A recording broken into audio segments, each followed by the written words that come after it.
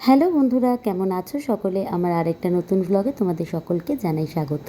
আজকে রথ, বিকেলবেলা খেয়ে দিয়ে উঠে ৫টা মতন বাজে। এখন বেরিয়েছি মেয়ের জন্য রথ সাজানোর কিছু জিনিস কিনতে। এই যে কিনে নিয়েছি দেখো, জুঁই ফুলের মালা আর মিষ্টি। বাড়িতে এসেই বসে পড়েছি এই রথটা নিয়ে সাজাতে। এই রথটার একটা গল্প আছে জানো তো?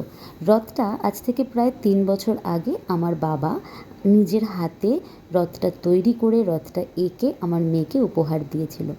সেই যে বছর থেকে এই রথটা চালানো শুরু হয়েছে, আজ এই নিয়ে ৩য় বছর। ৩য় বছরেও এই রথটাকেই দিলাম মেয়েকে সাজিয়ে। কারণ মেয়ে এখনও অতটা বড় হয়নি যে উঁচু দোতলা বা ৩তলা রথ চালাতে পারবে।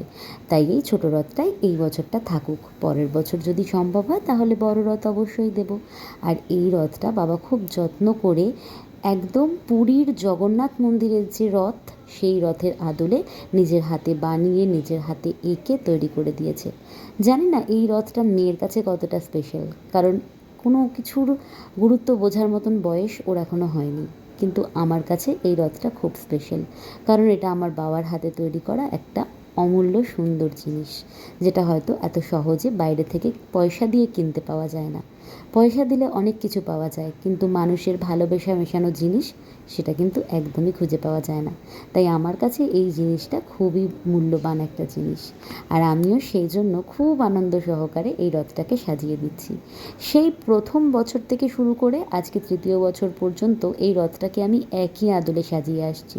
ওই জুঁই ফুলের মালা চারিদিক দিয়ে ঘিরে দিয়ে শুধুমাত্র লাইট লাগিয়ে রথটাকে সাজিয়ে দিই। খুব বেশি তামঝাম করে কিন্তু আমি সাজাই না। কেন জানো? কারণ যেই আদলে এই রথটা তৈরি করা, সেই আদলে শুধুমাত্র ফুলের মালাটাই এর সাথে বেশি শোভা পায়। সেই জন্যে শুধু জুঁই ফুলের মালা আর লাইট দিয়েই ওকে এই রথটা আমি সাজিয়ে দিই। আর প্রতি বছরের মতন এবছরেও কিন্তু আমার নিয়মের কোনো অন্যথা হয়নি।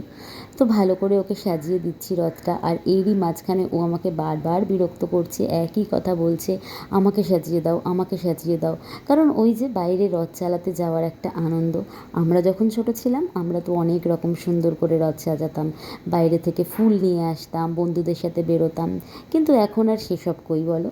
যাই হোক, তোমাদের সাথে কথা বলতে বলতে দেখো রথটা পুরো সাজিয়ে ফেলেছি।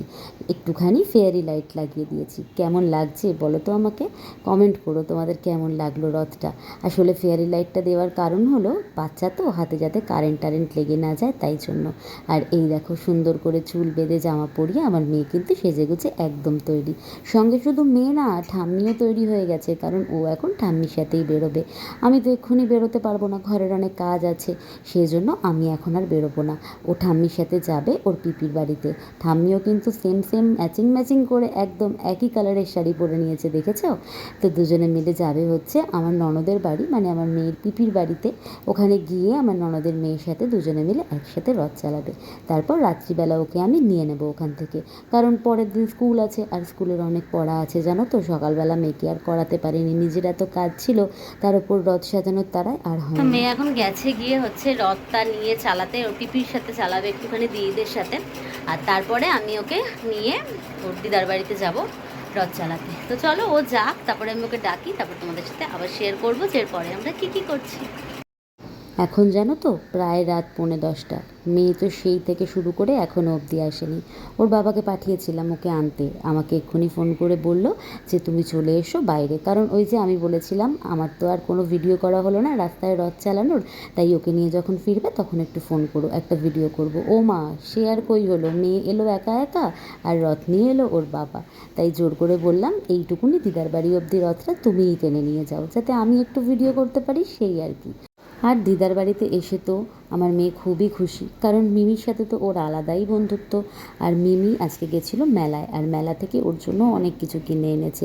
ওই টুকিটাকি জিনিস ছোটোদের যেগুলো পছন্দ হয়, এই দেখো হেয়ার ব্যান্ড, ক্লিপ, গার্ডার, তারপরে ওই যে বাবেলস ফোলায় ওইটা ওইটা আমার মেয়ের খুব পছন্দ, হাতের চুড়ি, এই সব কিছুই ওর জন্য নিয়ে এসেছে।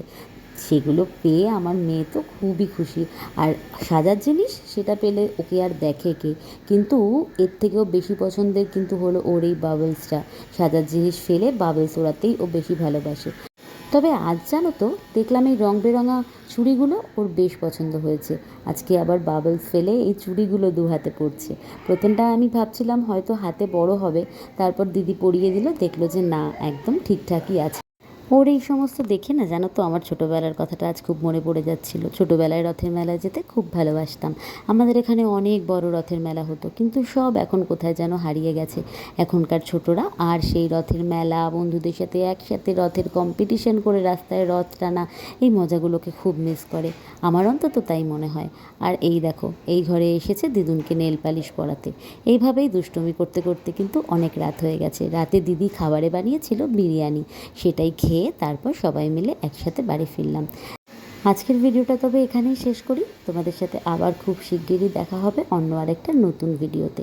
ততক্ষণ ভিডিওটা দেখে যদি তোমাদের ভালো লেগে থাকে তাহলে অবশ্যই আমায় একটা কমেন্ট করে জানিও, আর লাইকও করতে পারো যদি ইচ্ছে